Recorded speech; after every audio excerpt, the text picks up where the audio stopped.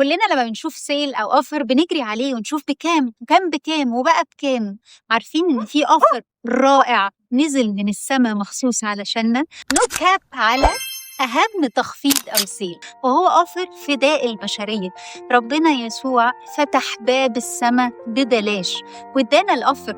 فاضل منك حاجه واحده بس، انك تقبله. تخيل انه مجرد انك تؤمن بيه وتقول له يا رب أنا آسف على كل حاجة مش حلوة عملتها، وتدخل للإيمان بجد، تكسب السما.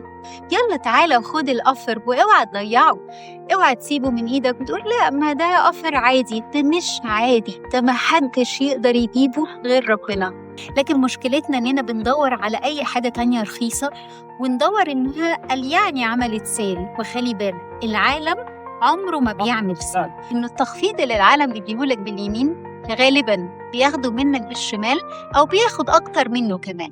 أما التخفيض الحقيقي اللي ببلاش، مش بس تخفيض يعني بيقولك تعالى خده مجاناً، هو السما. صدقوني ربنا جه فتح لنا باب السما عشان البشر يقدروا يدخلوا السما رغم الخطية. مش مصدقين؟ معقول يا رب ببلاش؟ أكيد في تركة، أكيد في حاجة. صدقوني ما في حاجة، ربنا هو الحقيقة. نو كاب يعني الحقيقة. افرح بالسما وعطية السما وسيبك من التخفيض بتاع العالم.